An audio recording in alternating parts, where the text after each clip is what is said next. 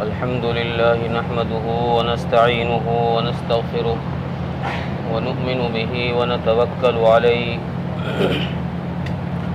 ونعوذ بالله من شرور أنفسنا ومن سيئات أعمالنا من يهده الله فلا مضل له ومن يضلله فلا هادي له ونشهد أن لا إله إلا الله وحده لا شريك له ونشهد أن سيدنا ومولانا محمدا عبده ورسوله أما بعد فأعوذ بالله من الشيطان الرجيم بسم الله الرحمن الرحيم محمد رسول الله والذين معه وشداء على الكفار رحماء بينهم تراهم ركعا سجدا يبتغون فضلا من الله ورضوانا صدق الله العظيم قال النبي صلى الله عليه وسلم الصحابي كالنجوم بأيهم اقتديتم اهتديتم أو كما قال عليه الصلاة والسلام۔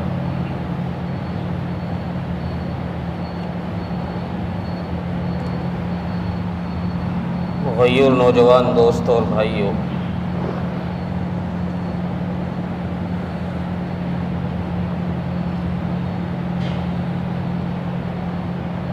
انسانوں میں اللہ تبارک و تعالیٰ نے سب سے افضل اور سب سے اشرف انبیاء علیہ السلام کو بنایا، اور انبیاء علیہ السلام میں بھی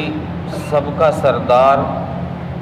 جناب خاتم الانبیاء حضرت محمد مصطفیٰ صلی اللہ علیہ وسلم کو بنایا، اور آپ پر ختم نبوت کی مہر لگا دی کہ اب کوئی نیا نبی پیدا نہیں ہوگا۔ رسول اللہ صلی اللہ علیہ وسلم کے وفات تک انسانوں میں دو قسم کے لوگ رہے ہیں، ایک تو مومن مسلمان اور دوسرے مشرک۔ ان مشرکوں میں سے ایک قسم ان لوگوں کی تھی جو بظاہر اپنے آپ کو مسلمان کہتے تھے، مسلمانوں میں اپنے آپ کو مسلمان ظاہر کرتے تھے، مسلمانوں کی مجلس میں آئے تو سر پہ ٹوپی لگا لیتے، داڑھی تو چونکہ وہاں عام رواج تھا، غیر مسلم ہو خواہ مسلم ہو سب داڑھی رکھتے تھے، اب کا سا رواج نہیں ہے۔ عرب کے اندر ہر انسان کے داڑھی ہوا کرتی تھی، گویا مردوں کی یہ پہچان تھی کہ مرد ہوگا تو اس کے چہرے پر داڑھی ہو۔ اب تو 70 سال کا بوڑھا بھی چکنا ہوا پھرتا ہے۔ تو اس دور میں جو یہ دوسری قسم تھی ان مشرکوں میں، جس کو منافق کہا گیا ہے،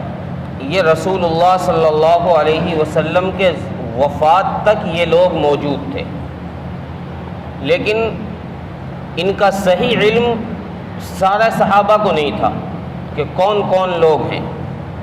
سوائے حضرت حذیفہ رضی اللہ تعالی عنہ کے کسی کو نہیں پتا تھا کہ کون منافق ہے کون نہیں۔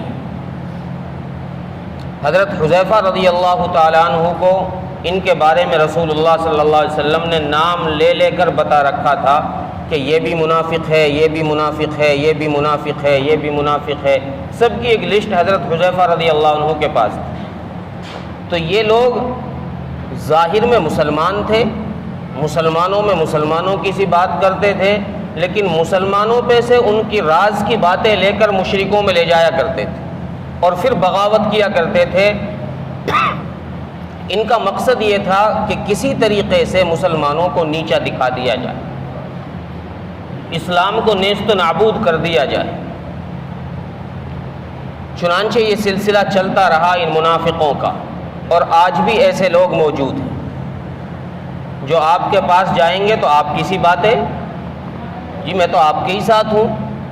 آپ کی محبت کرنے والا ہوں، آپ کا ہمدرد اور خیر خواہ ہوں، اور جب آپ سے ایک طرف کو ہوں گے دوسرے کے پاس چلے گئے، مخالف کے پاس، تو اس کے پاس جا کر میں تو آپ کے ساتھ ہوں، اس کے پاس تو ویسے ہی چلا جاتا ہوں میں باتیں لینے کے لیے۔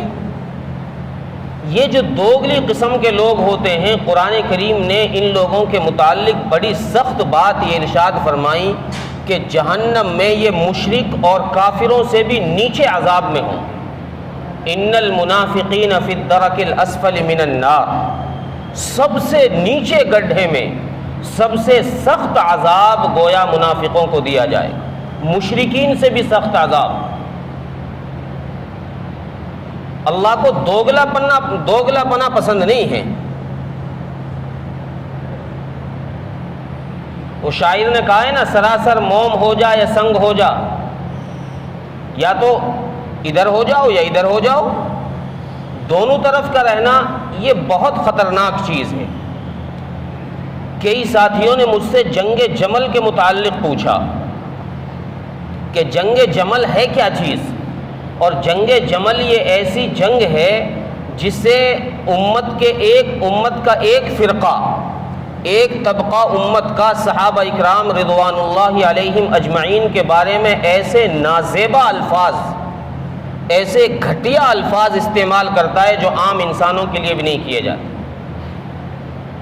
اس جنگ جمل کی وجہ سے۔ تو میں آج آپ حضرات کے سامنے جنگ جمل کا خلاصہ عرض کر رہا ہوں، تاریخ طبری کے حوالے سے، تاریخ ابن عساکر کے حوالے سے، اور تاریخ دمشق کے حوالے سے۔ ان تاریخوں کا گویا خلاصہ میں آج عرض کر رہا ہوں۔ تفصیل کا وقت یہ نہیں، جمعے کے دن نہیں ہوا کرتا، بہت تھوڑا وقت ہوتا ہے، بہت مختصر وقت ہوتا ہے۔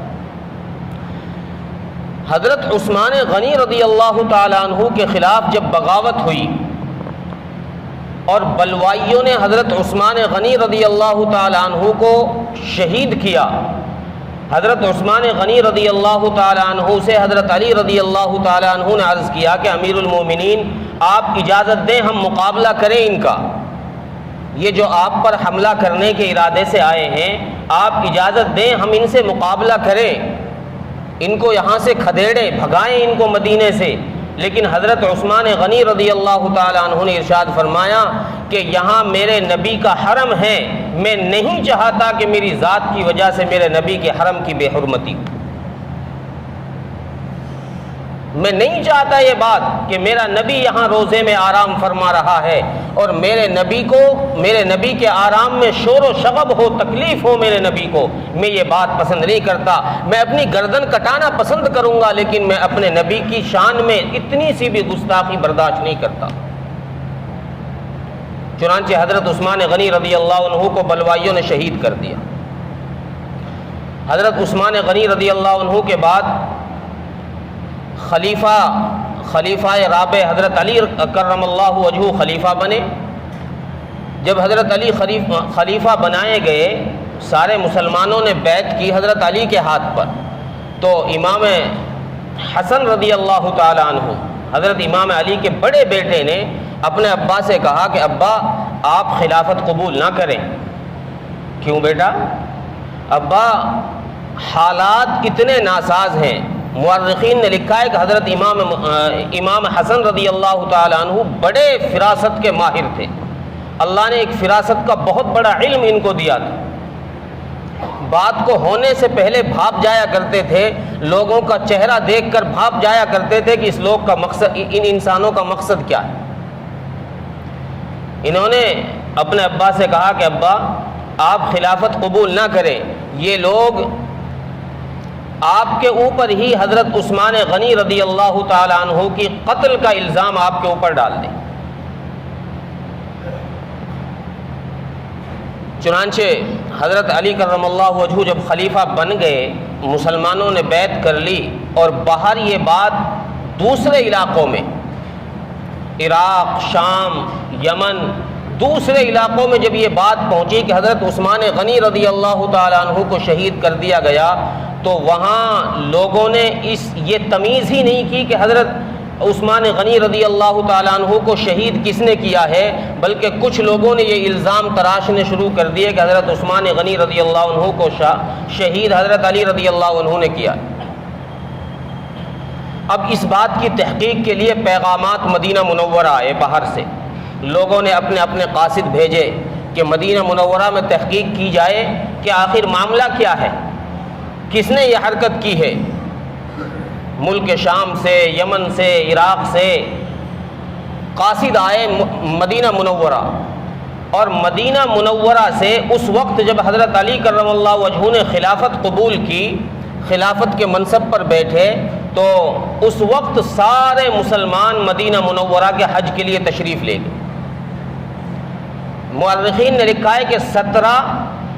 18 یا 20 مسلمان کل مدینہ منورہ میں تھے اس وقت میں، سارے مسلمان حج کے لیے تشریف لے گئے۔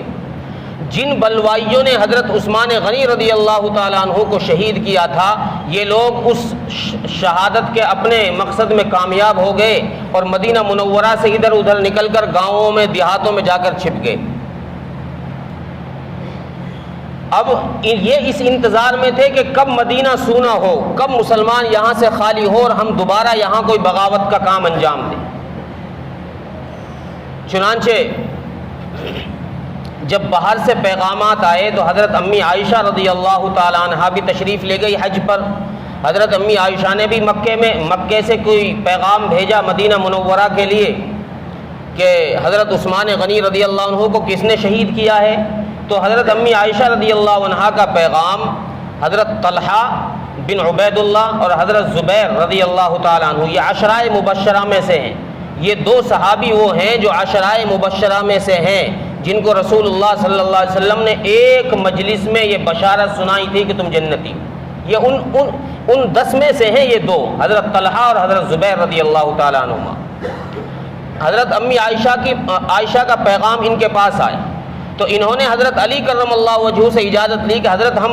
عمرہ کرنا چاہتے ہیں، ہم عمرے پر جانا چاہتے ہیں۔ حضرت علی نے ان کو اجازت دے دی، جاؤ بھائی عمرے پر چلے جاؤ۔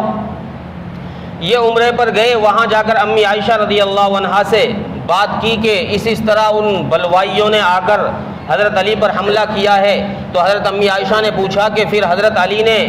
ان سے مقابلہ کیوں نہیں کیا؟ فرمایا اس لیے نہیں کیا کہ حضرت عثمان غنی رضی اللہ عنہ نے منع کیا تھا کہ میری ذات کے لیے کسی کو ستانا نہیں ہے، میری ذات کے لیے نبی کے حرم کی حرمت کو بے احترام نہیں کرنا ہے، خراب نہیں کرنا ہے، نبی کے حرم کے احترام کو باقی رکھنا ہے، اس لیے حضرت علی کرم اللہ وجہہ نے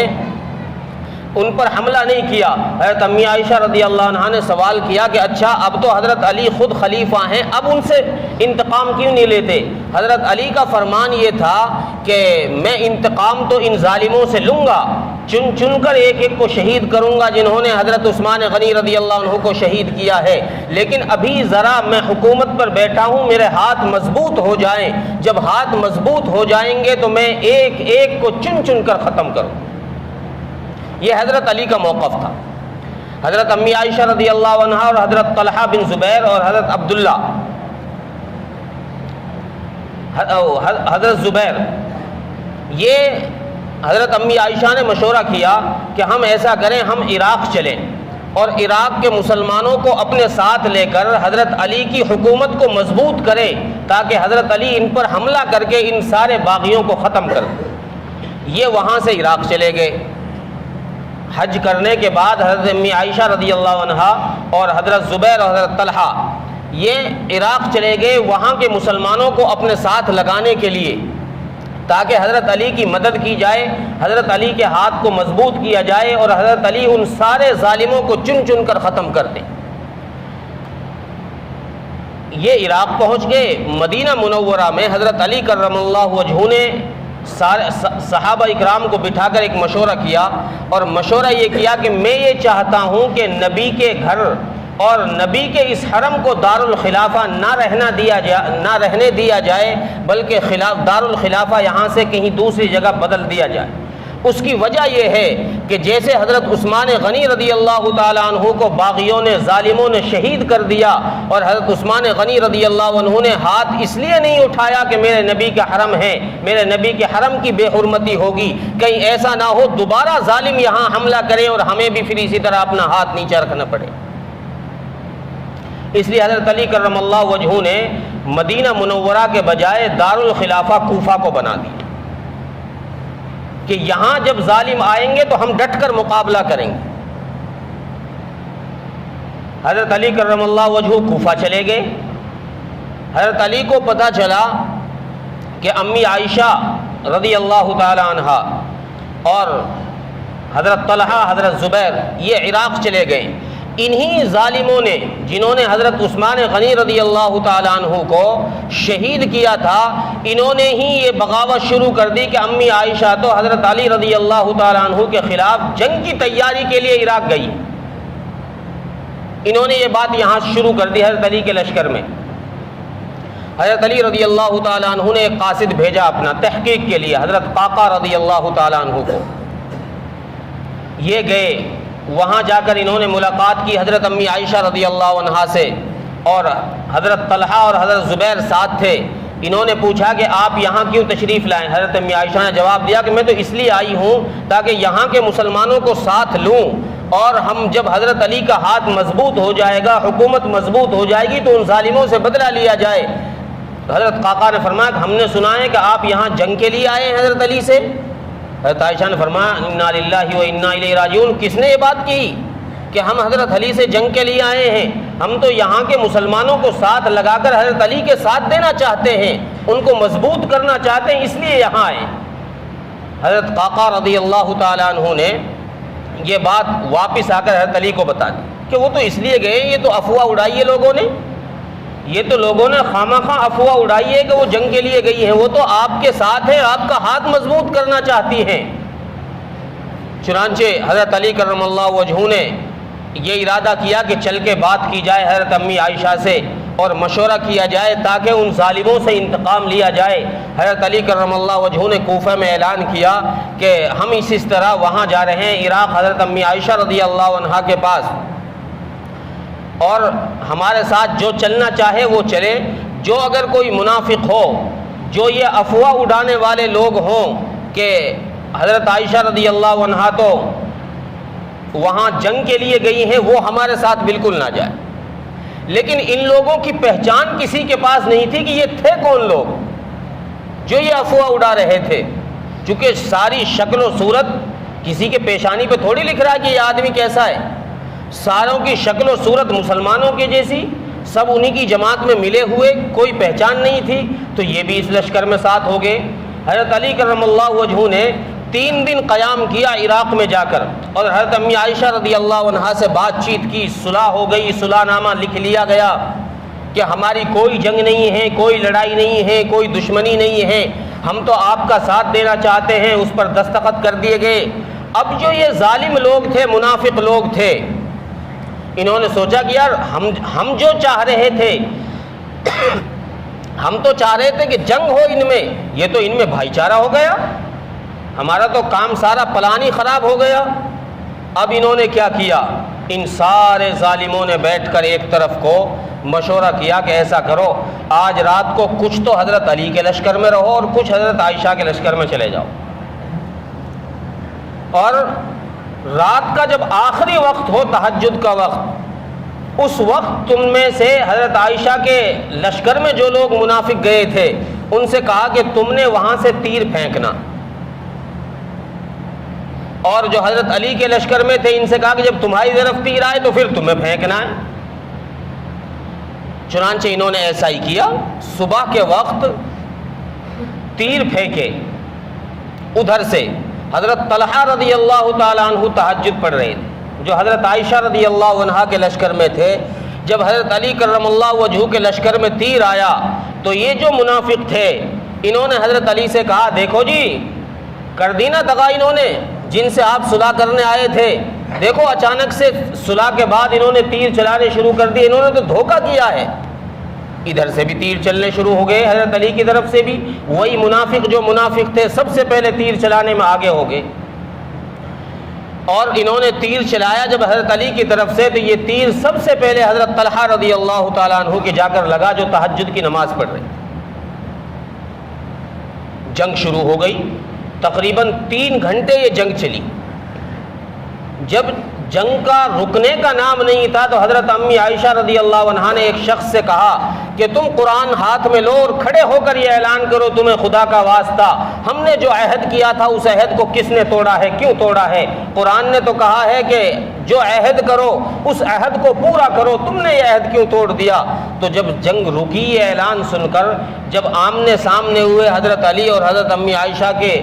جو لشکر تھا، یہ جب آمنے سامنے ہوئے، جب بات ہوئی کہ بھئی تیر تم نے چلایا، تیر تم نے چلایا، جب یہ بات چھن کر آئی سامنے تو پتہ چلا کہ تیر ان منافقوں نے چلایا، تیر ان منافقوں نے چلایا تھا۔ اب بتاؤ یہ جنگ مسلمانوں کی کوئی جنگ تھی؟ یہ تو ایک نفاق کی جڑ تھی، نفاق والوں نے جنگ شروع کی تھی جس میں مسلمان دھوکے میں پھنس گئے۔ اور جب کسی کے سامنے کوئی معاملہ کھلا ہوا نہ ہونا، پھر وہ صحابی کیا کوئی اگر نبی بھی ہو تو نبی بھی دھوکہ کھا جاتا۔ قرآن کہتا ہے جب حضرت موسیٰ علیہ السلام کو طور پر گئے، پیچھے قوم کو سامرین بچھڑے کی پوجا پر لگا دیا، پیچھے حضرت ہارون کو حضرت موسیٰ علیہ السلام چھوڑ کر گئے قوم کی رہبری کے لیے، تو جب حضرت موسیٰ علیہ السلام واپس تشریف لائے تو آ کر ہارون سے پوچھا کہ بھائی تم نے یہ کیا کروا دیا، ساری قوم مشرک ہو گئی ہے، ساری قوم نے بت پرستی شروع کر دی۔ اور حضرت موسیٰ علیہ السلام نے جواب سننے سے پہلے، چونکہ حضرت موسیٰ جلالی تھے، غصے میں آئے اور جواب سننے سے پہلے حضرت ہارون کو جواب دیتے اس سے پہلے حضرت موسیٰ نے حضرت ہارون کے سر کے بال پکڑے اور داڑھی پکڑ کے کھینچا ان کو کہ تم نے یہ کیا کر دیا، تم نے روکا کیوں نہیں ان کو؟ قرآن کہتا ہے لا تأخذ بلحیتی ولا برأسی انی خشیت ان تقول فرقت بین بنی اسرائیل، کہ جب حضرت ہارون کے سر کے بال اور داڑھی کے بال حضرت موسیٰ نے پکڑ کے کھینچے تو حضرت ہارون نے کہا کہ میرے بھائی، میری ماجائے بھائی، میری بات تو سنو آپ پہلے۔ بات یہ تھی کہ میں نے ان کو سمجھانے کی کوشش کی اور میں نے ڈانٹا اس لیے نہیں، سختی اس لیے نہیں کی کہ کبھی آپ آ کر یوں کہیں کہ تو نے سختی کر کے میری قوم کے 2 ٹکڑے کر دیے۔ میں نے سمجھانے کی کوشش تو کی ہے لیکن سختی صرف اس لیے نہیں کی کہ کبھی آپ ناراض ہو جائیں کہ تو نے سختی کر کے میری قوم کو 2 حصوں میں بانٹ دیا۔ جب یہ بات کھلی تو حضرت موسیٰ علیہ السلام نے اپنے بھائی کے سر کے بال اور داڑھی کے بال چھوڑ دی۔ تو جب یہ بات کھلی حضرت علی اور حضرت عائشہ کے پاس کہ یہ تو سازش منافقوں کی تھی، تو پھر تاریخ میں لکھا ہے کہ حضرت علی کرم اللہ وجہہ نے جتنے زخمی اور شہداء تھے سب کے چہروں سے مٹی ہٹا ہٹا کر کے سارے جو اپنے لوگ تھے حضرت علی، تاریخ میں لکھا ہے کہ حضرت علی ایک ایک کے بارے میں یہ پوچھتے تھے کہ یہ اپنا ہے غیر ہے، کوئی تصدیق کر دیتا اپنا ہے تو اس کو اٹھواتے اور